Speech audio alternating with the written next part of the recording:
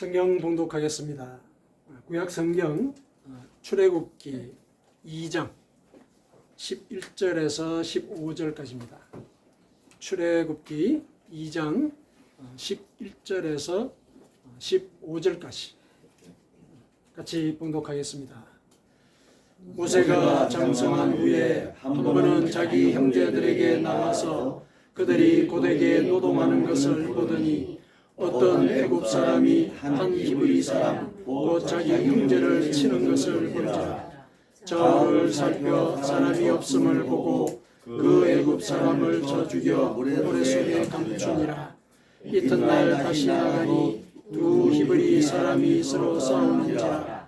그 잘못한 사람에게 이르되 내가 어찌하여 동포를 치느냐 하매 그가 이르되 누가 너를 우리를 다스리는 자와 재판관으로 삼았느냐. 내가 애굽 사람을 죽인 것처럼 나도 죽이려느냐. 모세가 두려워하여 이르되 일이 탈로 되었도다. 바로가 이 일을 듣고 모세를 죽이고자 하여 찾는지라. 모세가 바로의 낯을 피하여 미디안 땅에 머물며 바로는 우물 곁에 앉았더라. 아멘. 우리가 지금 삶이 내게 말을 걸 때 그 책을 같이 읽으면서 성경 말씀을 통해서 하나님이 주시는 메시지와 결부를 하는 그런 작업들을 하고 있죠.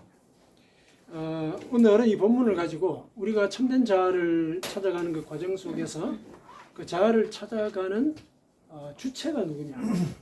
물론 이제 자아를 찾는 것이기 때문에 자아를 찾아가는 그 주체도 나라고 생각을 하죠. 상식적으로 생각하면. 그런데 우리가 하나님을 믿는 자로서 내 참된 자아를 찾아가는 그 과정에 과연 나는 어떤 기여를 하고 있으며 또 사실상 내가 참된 자아를 찾아가는 데 있어서 그 주체는 누구일까? 우리는 이제 하나님이라고 고백을 하는데 과연 하나님이 내 주체를 내 자아를 찾도록 어떻게 나를 인도하시는지 이런 것들에 대해서 우리가 한번 고민을 한번 해봐야 될 것 같아요. 그래서 오늘 본문을 가지고 내가 참된 자아를 찾아가는 데 있어서의 그 과정을 주도하는 그 주체가 누구냐, 그걸 한번 같이 살펴보도록 그렇게 했으면 좋겠습니다. 오늘 본문은 여러분들 잘 아시다시피 모세와 관련되어 있죠. 모세를 생각을 하면은 참 파란만장한 인생을 산 사람이죠. 물론 성경 인물 가운데서 모세만큼 파란만장한 인생을 산 또 다른 인물들이 또 있습니다. 또 따지면은 그죠? 뭐 다윗도 그러하고 뭐 선지자들의 삶을 우리가 기록상으로 확인하지 못한다고 해서 그들이 그냥 하나님께서 필요한 그 순간에만 능력을 발휘하고 아무 문제 없이 지냈다 이렇게 간단하게 단정을 할 수가 없죠. 살아가는 그 모든 과정들이 아마 형극의 길이었을 가능성이 큽니다. 굉장히 어려운 시절들을 성경 인물들이 다 살면서 이제 믿음을 지켜 나갔죠. 그 중에서 오늘은 이제 모세를 한번 예를 들어서 이 사람이 우리에게 보여주는 그 행적을 통해서 자아를 실현하는 그 과정 속에 그 모세의 자아를 실현하는 그 여정을 이끈 주체가 누군지 그걸 같이 한번 살펴보도록 하시죠. 우리 본문의 내용을 보면은 이제 모세가 이제 예를 들면 한 40세쯤 되었을 때예요. 40세쯤 되었었고 애굽의 왕자로서 지내던 시절이었는데 어느 날 이제 왕궁에서 밖으로 이렇게 예를 들면 시차를 나갔을 수도 있습니다. 나갔었는데 같은 동족인 히브리 사람이 이집트 사람에게 매를 맞고 있는 걸 본 거죠. 매를 맞고 본 것을 보고 이제 속에서 이제 이렇게 울분이 치밀은 것이죠. 예를 들면 이제 정의감도 그때 작동을 했을 것이고 또 동족에도 같이 이제 작동을 했을 겁니다. 자기는 이집트 왕궁의 왕자의 신분으로 살고는 있지만은 실제로는 자기 모친에 의해서 그 생물학적인 모친에 의해서 교육을 받으면서 자기가 히브리 민족인 걸 알았죠. 알고 지내왔거든요. 그러니까 동족이 이제 그런 상황에서 고통을 받으니까 이 의기가 이렇게 막 돋은 것이죠. 그래서 이제 그 순간에 이제 의기를 찾지 못하고 이제 이집트 사람을 때려서 죽이죠. 그리고 이제 모래 밑에 숨깁니다. 본인은 이제 그 동족을 위한 일이기 때문에 동족들이 그 문제에 대해서 자기를 높게 평가할 거라고 판단을 아마 했을 거예요. 그래서 그 다음날 이제 다시 나갔거든요. 다시 나갔는데 뜻밖의 동족들끼리 싸우고 있는 장면을 확인을 하게 되죠. 그래서 이제 다가가서 아니 동족들끼리 싸운다는 이게 말이 되느냐? 왜 그러냐? 이렇게 이제 사실은 훈계를 했겠죠. 그랬더니 이제 그 중에 한 사람이 누가 너를 우리를 다스리는 자와 재판관으로 삼았느냐? 네가 어제는 애굽 사람을 때려 죽이더니 오늘은 나를 죽이려고 그러냐? 이렇게 이제 얘기를 한 거죠. 그렇게 얘기를 하니까 이 사람들이 내가 기대했던 것과는 다른 판단을 하고 있네. 이 사람들이 나의 이 사건을 묻어두지 않겠구나. 그러고 이제 도망을 간 것이거든요. 사건은 이제 그런 거거든요. 사건에 이제 을개는 이제 그러하고 그래서 도망을 가서 광야로 피신을 한 거죠. 피신을 했는데 그 광야에서 우물 곁에 이제 앉았다. 이렇게 해서 오늘 본문이 마감이 되는데 우물 곁에 앉았더라 하는 이 말은 암시적이죠. 이제 우물 자체가 이제 가지고 있는 그 생명의 광야에서는 우물이 있는 것이니까 그 생명의 기회 곁에 이제 앉았다 하는 이런 이제 암시를 주는 것으로 이제 마감이 되었는데 모세가 이제 보여준 이런 삶의 한 편린들은 우리 삶 속에 그대로 많이 이렇게 활용이 되고 적용이 되는 경우가 참 많습니다. 모세가 이렇게 도망을 이제 가게 된 계기가 이 이스라엘 이 백성 히브리 사람이 누가 너를 우리를 다스리는 자와 재판관으로 삼았느냐 이 말에 사실 충격을 받은 거거든요. 누가? 근데 이 말은 이 이스라엘 사람의 입장에서는 어떤 의도에서 이런 말을 했느냐 하면은 당신은 같은 민족이라고 생각할지는 모르지만은 우리의 고통을 모른다는 거예요. 너는 왕자이지 않느냐. 왕자로서 그 신분에 맞도록 너는 편리하게 너의 그 의기를 증명을 했을 뿐이지 우리가 얼마나 힘들게 사는지 너는 정말로 아느냐 이게. 그것도 모르면서 우리 지도자이냐 하느냐 이런 얘기를 이제 한 거죠 사실은. 그런 이제 맥락으로 우리가 읽을 필요가 있는 거거든요.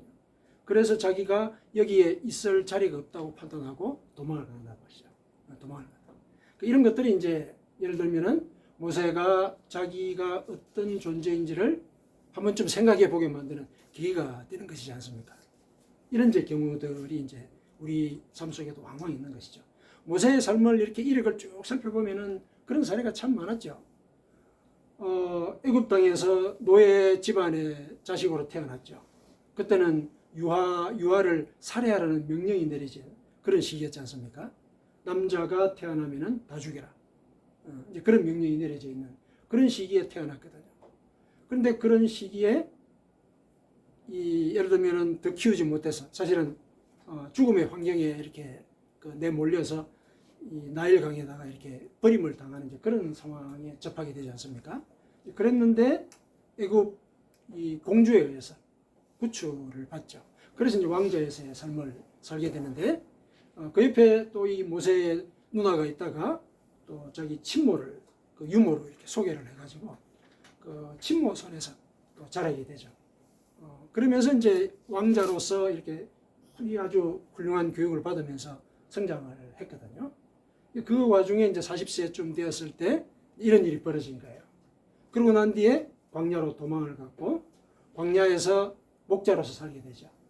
그 중에 이제 결혼도 하고 가정도 이루고 그러면서 무려 40년의 기간을 양떼를 돌보면서 양들이 말을 잘 안 듣거든요. 눈도 잘 안 보이고 그렇기 때문에 일일이 따라다니면서 가르치고 멀리 못 가도록 이렇게 잡아와야 되고 고생을 이제 해야 되는 그런 상황을 갖다가 모세가 40년간 한 거예요. 사실상 그때 이 히브리의 이 노예가 모세에게 했던 그 지적, 당신이 내 처지를 아느냐? 매일 반복되는 그 고역을 해나가는 과정 속에서 그렇게 나는 저 사람을 쳐 죽이고 싶은 그런 마음이 없는 줄 아느냐? 이런 이제 얘기들, 그걸 자기가 들었던 것을 체험을 한 거죠, 사실상. 그 양을 돌보면서 얼마나 지루하겠어요. 매일 반복되는 이제 그런 일상들을 겪어가면서 그 과정들을 이제 한번 체험을 한 것이죠. 그러다가 이제 하나님의 부름을 받고 이제 다시 이집트로 들어가서 이스라엘 백성들을 이끌어내는 이제 지도자의 삶을 살게 되죠. 그런데 그 지도자의 삶을 산다는 그 말이 단순히 그 말로 이렇게 정리가 되어버릴 만큼 그렇게 단순한 일이 아니었죠. 광야에서의 삶이라고 하는 것, 그 자체가 또 다른 도전이었거든요. 또 다르게 이 모세로 하여금 자신을 돌아보게 만드는 그런 계기들을 이제 많이 줬죠. 분노도 하고, 그죠? 그래서 하나님으로부터 꾸중도 듣고, 그러면서도 어쨌든 가나안 목전까지 이스라엘 백성들을 이제 끌고 갔습니다. 이러한 이력들을 가만히 살펴볼 때 참 파란만장한 그런 삶을 살았는데, 그 파란만장한 삶 속에 여러 삶의 계기들이 있었지 않습니까? 여러 삶의 계기들이 있었거든요. 예를 들면은 그 계기 속에서 우리가 알고 있는 그런 방식으로 모세가 삶을 살지 않고 자기의 어떤 계산을 갖고 살았다고 한번 생각해 보십시오. 예를 들면 이럴 수가 있어요. 이 본문의 상황에서, 본문은 이제 이 모세가 도망을 간 걸로 되어 있지만은, 만일에 이 동족이 이렇게 고통을 받는다, 나도 이 히브리 민족의 피가 흐르는데 내가 지금 이 자리에서 그냥 애굽의 이런 어떤 이 좋은 환경을 누리면서 이렇게 살아서는 안 되겠다. 예를 들면은, 그래서 내가 이스라엘 이 동족을 해방하는 이제 투사가 돼야 되겠다. 예를 들면, 왜냐하면 자기는 배운 것도 많고, 그죠? 배운 것도 많고, 또 자기가 동원할 수 있는 그런 능력들이 있단 말이에요. 뭔가 돈이라든지 이런 것들이. 그런 것들을 이용해서 내가 내 동족들을 끌고 노예 해방을 내가 한번 시도를 해보겠다. 이런 생각을 할 수도 있었을 거라는 생각이 들어요. 뭐 전혀 불가능한 그런 추측은 아니거든요, 사실은. 왜냐하면 자기가 능력이 있으니까, 자기가 현재 볼 때 충분히 그랬을 수 있었거든요. 그런데 왕자로서는 체신에 어울리지 않게 도망을 가버렸어요. 도망을 갔습니다. 도망을 가가지고, 그리고 광야에서 예를 들면은 이 왕자의 신분과는 전혀 반대되는 그 불황자의 삶을 산 거죠, 사실은. 그죠? 떠돌면서. 목자로서 살긴 살았지만 얼마나 형편없이 살았겠습니까? 거친 음식을 먹고, 또 사람들이 또 얼마나 거칠겠어요. 광야에서 마주치는 사람들이. 그 목동들하고도 싸우면서 양의 물을 먹여야 되고, 그렇죠? 이런 일들을 이제 사실상 따르게 된 거거든요. 그 일을 이제 자기가 받아들이고 그렇게 이제 살게 될 수밖에 없었어요. 그래서 주어진 이런 환경에 예를 들면은 모세가 순응을 한 어떤 그런 측면이 없잖아 있는 것이거든요. 순응을 해서 그렇게 해가지고 자기가 예를 들면은 미래에 어떻게 될지에 대한 생각을 미리 갖고 그렇게 하지는 않았지만은, 어쨌든 자기 앞에 주어진 그 상황에 자기는 순응을 하는 그런 삶을 살아갔습니다. 그 점을 우리가 이제 한번 보자는 것이죠. 자기 앞에 주어진 그 삶, 목자가 되어서 나중에 예를 들면 민족을 이끄는 영도자 될 것이다, 전혀 상상할 수 없는 그런 상황이지 않습니까? 전혀 상상할 수 없거든요. 그런데 모세는 자기 앞에 목자의 삶이 주어졌을 때 그 삶에 충성을 했습니다. 40년간 그 일을 한 거죠. 그러면 그 일을 받아들이고 순응을 했다라고 우리가 판단할 수밖에 없거든요. 그런 삶을 살아갔습니다. 그래서 예를 들면은 우리 앞에 어떤 계기가 주어졌을 때 그 계기에 예를 들면은 최선을 다하는 그런 모습, 그런 것들이 내 삶을 예를 들면은 돌아보게 하는 계기도 마련해주고, 그렇게 해서 내 자아가 어떤 존재인지를 깨달을 수 있는 계기도 만들어갈 수 있게 되는 것이거든요. 예를 들어서 이제 이런 또 사례를 한번 생각해 보십시다. 모세가 이제 왕자로서 왕궁에서 크지 않았습니까? 왕궁에서 컸거든요. 왕궁에서 자랐는데 자기가 노예 출신이라는 걸 알았을 거란 말이에요. 젊었을 때, 청소년 시절에 예를 들면. 그랬을 때 이런 상상을 할 수가 있습니다. 삐뚤어질 수 있어요. 내 출신이 이거고 나의 앞길은 아무리 왕자를 하더라도 가능성이 없어. 그냥 잘 먹고 잘 사는 이 정도 수준에서 내가 살아야 되지, 내가 여기에 뭐 꿈을 펼치거나 이런 일은 있을 수가 없어. 그런 생각에 매달리게 되면은 사람이 이제 이렇게 다른 생각을 할 수가 있잖아요. 삐뚤어질 수도 있고 우울함에 빠질 수도 있고 이럴 수 있거든요. 그런데 아마 이 왕자로서 지내는 그 기간 동안 모세는 또 그 왕자로서의 삶에 최선을 다했던 것 같아요. 그 어떤 일로 최선을 다했냐면은 이제 문부를 배우는 거죠. 교육을 아주 잘 받았던 것 같아요. 왜 그렇게 얘기를 하냐면은 나중에 광야에서 생활을 할 때 모세가 하나님으로부터 율법을 받지 않습니까? 그리고 법규를 다 정하거든요. 이거는 이 모세가 뭐 혼자 했다 이렇게 얘기할 수는 있을지는 몰라도 주도는 했겠죠. 주도를 하는 과정 속에 그 선진 문물의 그 어떤 지식들 이런 것들이 이 모세 속에 내면화되어 있지 않으면 할 수가 없는 일이에요. 그 법 체계. 그 당시 중동 지역에 그 나라를 다스리는 이런 여러 민족들이 있었는데 그 선진 문물들이 가지고 있던 특히 이제 이집트는 그 지역에서는 그 맹주였으니까 문물이 굉장히 발달했던 이제 그런 문명권이었거든요. 거기에서 교육을 잘 받았어요. 그래서 그런 식의 법 체계 충분히 학습을 한 거예요. 그렇게 해가지고 만들어낸 게 율법이에요. 그렇게 해서 이스라엘 백성들이 광야 40년간을 지내면서 율법을 가르친 것이죠. 그렇게 해가지고 이 율법대로 너희들이 가나안 땅에서 살아야 한다. 가르친 거죠. 법 체계를 세운 거예요. 그러니까 자기가 왕자로서 이 삶을 살도록 기회가 주어졌을 때 그럼 그게 최선을 다한 거예요.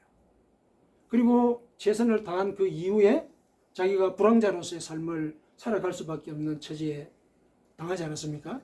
목자로서 살았었어요. 거기에 최선을 다했기 때문에 사실은 다시 이스라엘 백성들을 영도하기 위해서 들어갔을 때 이스라엘 백성들을 다시 이끌고 나올 수 있는 그런 승인을 얻게 된 거예요. 이스라엘 백성들에게. 그 승인은 결국 이스라엘 백성들이 이 모세를 자기 목자라고 인정을 하고 따라 나온 거거든요. 이거는 40년간 양들을 돌보면서 양들에 대해서 공감하고 양들을 돌보는 그런 이제 습성들이 체화되기 때문에 이스라엘 백성들을 데리고 나올 수 있는 그런 자질이 만들어진 거거든요. 이스라엘 백성들이 광야에서 무슨 짓을 했는지 이런 것들을 보면은 양들하고 똑같다는 생각이 들거든요. 말을 안 들어요. 말을 안 들어요. 배고프면은 양들은 그냥 풀냄새만 맡아가지고 앞에 벼랑이 있는지도 모르고 달려가거든요. 양들의 속성이 그렇다고 그래요. 먹을 때만 찾아 앞에 벼랑이 있는데도 모르고 가요. 눈이 이렇게 어두우니까. 꼭 그런 상황을 이스라엘 백성들이 광야에서 저지르거든요. 예를 들면은 먹을 게 없으니까 예를 들어서 고기를 달라, 물을 달라. 그러면서 모세에게 막 한탄을 하고 대들고 항의하고 그러잖아요. 그때마다 이제 이 지도자로서는 이제 가슴이 타는 거죠. 가슴이 타는데 또 일을 해결해 주고 나면은 그때뿐이야. 말 잘 듣지도 않고 또 문제가 생기면은 또 원망하고 이런 일들이 뭐 이렇게 계속 이어지는 거죠. 그런 상황들을 모세는 어쨌든 견뎌 나갑니다. 급기야는 하나님이 화가 나가지고 이 백성들을 다 그냥 쓸어버리겠다 이렇게 얘기하는 그런 순간까지 이르게 되거든요. 엄청난 일이죠. 그때 모세가 뭐라 그랬습니까? 제가 대신 죽겠다고 얘기를 했죠. 이 백성들을 살려달라고. 그러면은 만일에 당신께서 이 백성들을 이 자리에서 죽이면은 이 주변 사람들이 뭐라고 그러겠습니까? 이스라엘 백성들을 광야에 끌고 나와서 죽이려고 당신이 불러냈다 얘기하지 않겠습니까? 이렇게 설득을 하는 거죠. 하나님.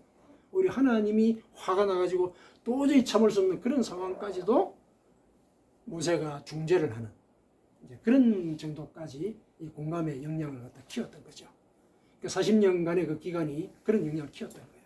그러니까 그 목자로서 살았던 그 기간 동안에 그런 역량을 키우는 거죠. 그러니까 목자로서 최선을 다한 것이었죠. 그리고 그 이후에 이제 또 40년간을 광야에서 이스라엘 백성들을 이렇게 영도를 하면서 그 과정 속에서 또 최선을 다했죠. 어쨌든 여러 문제들이 있었지만은 가나안 이 초입까지 그들을 끌고 왔습니다. 그러고 난 뒤에 이제 그 이유는 후계자에게 넘겨졌죠. 성공적으로 그 모든 일들을 마치게 되었습니다. 이러한 굵직굵직한 계기들만을 살펴볼 때 이런 계기들을 모세가 자기가 의도해가지고 만든 건 아니었거든요. 자기가 의도해서 만든 건 아니었죠. 유아살해 명령을 내린 것도 자기가 아니죠. 자기를 물에서 구해낸 것도 자기 의도가 이렇게 반영이 돼서 그런 것도 아니거든요. 그렇죠? 어쨌든 구해졌거든요. 그리고 왕자로서 자기에게 계기가 주어졌을 때 그것도 자기가 왕자가 되고 싶다고 한 것도 아니었거든요. 그리고 우연히 어느 날 나갔다가 일을 당한 거 아니에요. 왕궁을 나갔다가 우연히. 자기가 의도해서 그런 문제를 불러일으킨 건 아니죠. 그래가지고 또 광야로 도망을 갔어요. 광야로 도망을 갔거든요. 이렇게 저항 투사로서 막 이렇게 세를 구입하고 그럴 수도 분명히 있을 수 있었거든요. 근데 도망을 갔어요. 도망을 가가지고 거기서 목자로 사는데 목자로서 살 거라고 왕자 신분에서 생각을 했겠습니다. 도저히 생각할 수 없는 그런 상황이 자꾸 벌어지는 거죠. 그리고 목자로서 이제 80세가 되었으니까 이제 이러고 죽는구나 이렇게 이제 생각을 했는데 하나님이 갑자기 부르신 거죠. 에집트로 들어가라. 그리고 그 백성들을 불러내라. 자기가 의도한 건 아니거든요. 처음에는 안 가겠다 그랬잖아요. 자기가 의도한 게 아니니까. 근데 이 모세의 이 삶을 가만히 살펴보니까 그 모든 계기들이 자기가 의도하지 않았지만 주어진 거예요. 그 주어지는 과정을 어쨌든 모세는 그 계기마다 최선을 다한 거죠. 그 점을 우리 이제 주목을 할 필요가 있는 겁니다. 내 앞에 주어지는 이런 계기들. 어떤 경우는 그게 성공적인 계기일 수도 있고 또 어떤 경우는 실패나 좌절의 계기일 수도 있거든요. 근데 그 계기마다 모세가 최선을 다했듯이 최선을 다하는 모습. 그게 결국은 모세라는 그 어떤 이 최종적인 형태, 이스라엘의 영도자라는 그런 어떤 그 자아의 모습으로 구현이 될 수 있도록 하지 않았는가. 이렇게 이제 보는 것이죠. 그러면은 모세가 자기 자아를 실현하는 그 과정에서 그 과정을 인도했던 주체가 누구냐는 거예요. 참된 자아를 찾아가는 그 과정을 인도한 주체가 누구냐는 거예요. 자기가 의도해가지고 그런 모든 계기들을 만든 게 아니었지 않습니까? 하나님이 그 일을 하신 것이죠. 실패를 하게 하는 것도 하나님이시고 성공을 하게 하는 것도 하나님이신 것이죠. 그러니까 그런 마음으로 내 앞에 주어진 계기를 받아들여야 되는 거거든요. 우리 책에서 뭐라고 얘기를 하고 있습니까? 우리 책에서 이제 세 번째 챕터를 우리가 지금 같이 다루고 있는 건데요. 거기에 보면은 이제 저자가 다른 멘토를 이제 만나가지고 얘기하는 중에 내가 지금 내 눈앞에서 그 기회의 문이 닫힌 것 같습니다. 좌절을 느끼는 거죠. 기회의 문이 닫힌 것 같습니다. 그래서 그 멘토가 뭐라 그럽니까? 기회의 문은 뒤로 나도 그런 걸 겪었는데 그 기회의 문은 내에게는 뒤에 닫혔다. 이렇게 얘기를 하죠. 그 말이 이제 같은 말씀이에요. 새로운 기회의 문이 열린다는 그 말이. 그러니까 기회의 문이 앞에서 닫혔다라고 생각을 하면은 그건 좌절이죠. 눈앞이 캄캄해지는 거니까. 그런데 그 멘토가 얘기하는 게 뭡니까? 그 문은 내 뒤에서 닫힌 겁니다. 이렇게 얘기를 하거든요. 그러니까 내 눈앞에 닫혔다는 그게 현실이라 하더라도 거기에 이렇게 주목하지 말라는 거예요. 이미 끝난 일이니까. 그건 뒤로 물리라는 얘기예요. 그러면은 새 문이 열린다는 거죠. 그러면 새 문이 열린다. 하나님을 믿는 자로서는 이런 자세가 필요한 거죠. 하나님이 이 일을 겪게 하셨다. 내가 좌절과 실패를 겪게 하셨다. 사실은 내 눈앞에 하나님이 문을 닫으신 것 같다. 그러면은 내 눈앞에 문이 닫혔네. 그 사실만을 집중하게 되면 앞을 갈 수가 없죠. 문이 닫혔는데 어떻게 들어가요? 그렇게 하기를 하나님 원하지 않으시는 거죠. 왜냐하면 항상 또 다른 문을 준비하고 계시니까. 그러니까 그 문이 내 뒤에 닫혔다고 생각하는 거죠.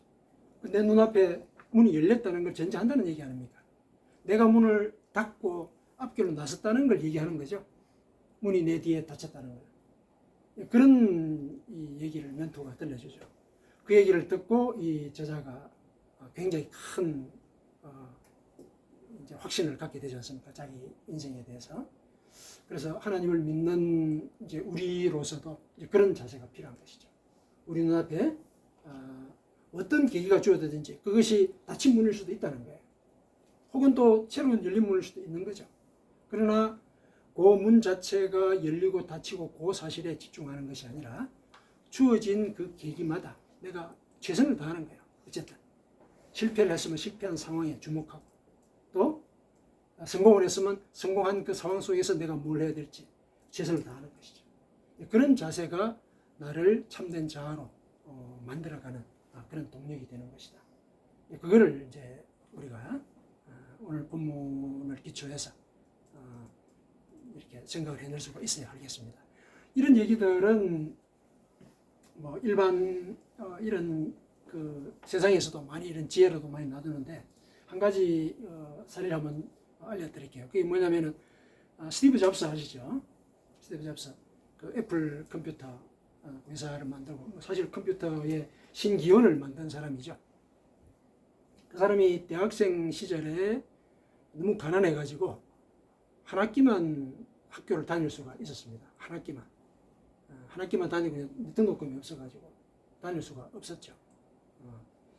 그래서 휴학을 할 수밖에 없었거든요. 휴학을 할 수밖에 없었는데 일반적으로 혹은 상식적으로 생각을 하면은 돈을 벌어야 되지 않겠습니까? 휴학하는 기간 동안에.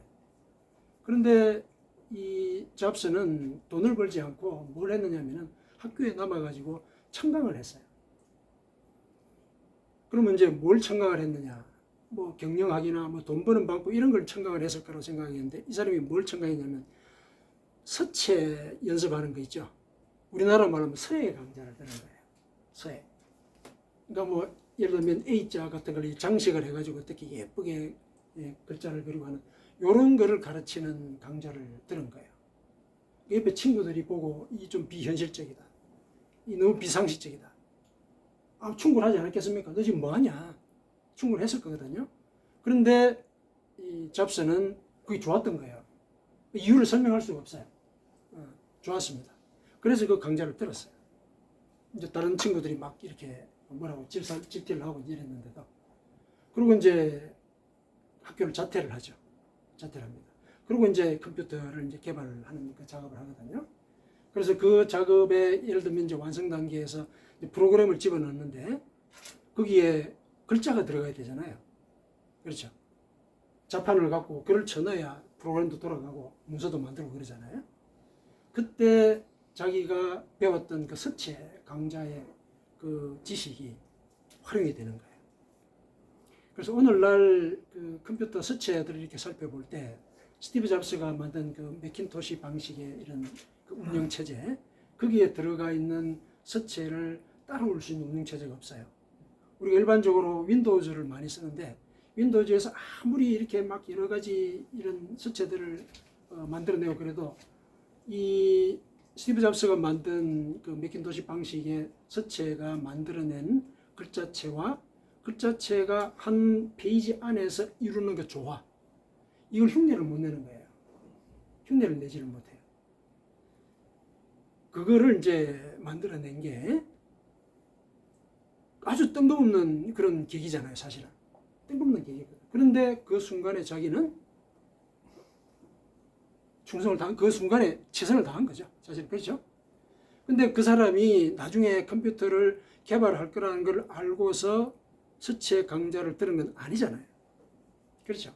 그렇다면은 이런 계기들, 이거는 분명히 잡스 같은 경우에는 자기 내면의 목소리를 들은 거예요. 자기 내면의 목소리. 그래서 그 길을 따른 거죠. 그래서 그것이 나중에 이제 그런 큰 일로 이어지게 되는 거거든요. 그러면서 이 스티브 잡스가 자기 이 일화를 그 스탠포드 대학교의 졸업식에서 설명을 하면서 이게 여러분들이 앞으로 인생을 살아나가는데 여러분들 인생이라고 하는 것은 점들을 이어서 그림을 그리는 놀이하고 같다. 이런 얘기를 해요. 그게 이렇게 우리 어릴 때 보면은 뭐 유치원 때 그런 놀이들 하지 않습니까? 번호가 적혀 있는 점들이 있죠.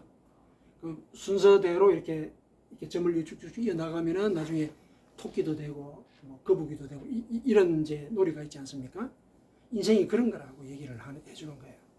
그래서 그 계기가 어떤 형식으로 여러분들에게 주어지든지, 그러니까 그 점이 어떤 번호를 갖고 다는지는 아무도 모른다는 거예요. 그러나 주어졌을 때 성실하게 이어가라는 얘기예요. 성실하게. 그러면은 그게 나중에 그림이 된다는 거예요. 그 얘기를 이제 졸업생들에게 일러줬거든요. 굉장히 이제 감동적인, 또 자기가 체험을 한 부분이니까 그런 감동을 전해줄 수 있었다는 생각이 드는데, 이 잡스의 이런 그 일화는 내면의 목소리를 자기가 들었다라고 우리가 얘기할 수밖에 없는 거예요. 아무런 논리적인 근거를 갖고 설명할 수가 없잖아요. 내면의 목소리를 들은 거거든요. 또 우리가 이걸 신앙생활에 접목을 하자면은 내 앞에 주어진 어떤 계기든지 그거는 하나님이 나에게 주신 것이다.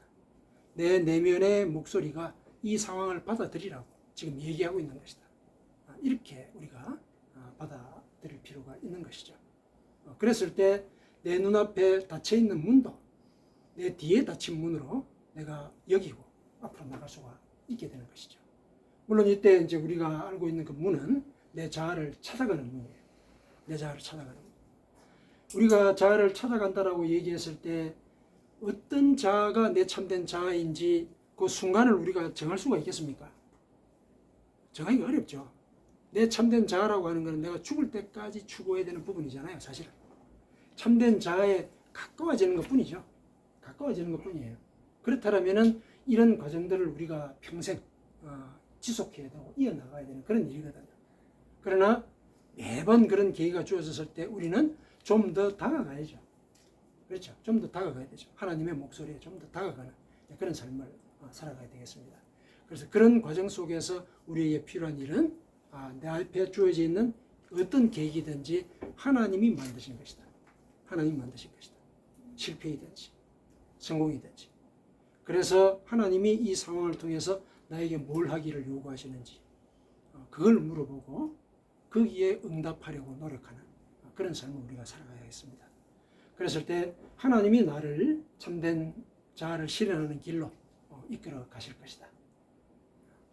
사랑하는 성도 여러분, 우리의 삶은 하나님이 인도를 하십니다. 물론 이제 그럼 우리 자유의지는 어디 갔느냐? 이런 이제 의문을 제기할 수 있지만은 자유의지를 허용하면서 하나님이 그 일을 하게 하십니다.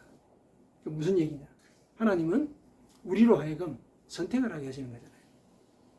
하나님의 목소리를 들을 것이냐 말 것이냐, 그 우리가 선택을 해야 되거든요. 이 계기를 내 눈앞에 닫힌 문으로 볼 것이냐, 내 뒤에 닫힌 문으로 볼 것이냐, 내가 선택을 하는 거거든요. 자유의지는 거기에 적용이 되는 거거든요. 자유의지에 따라서 선택을 해서 결국은 내 눈앞에 열린 문이 도래하도록 우리에게 달린 거예요. 그 부분은. 근데 그 과정을 하나님이 이끌고 가시는 거예요. 그래서 우리가 하나님을 믿는 자로서 신앙을 고백한다라고 얘기했을 때는 사실은 고난이 닥쳐왔을 때 이 고난도 하나님이 나에게 허락하신 일이다. 이렇게 받아들이는 거예요. 그게 내 참된 자아를 좀 더 가까이 다가가게 하는 그런 길이라고 오늘 본문은 우리에게 이렇게 일러주고 있습니다. 아멘.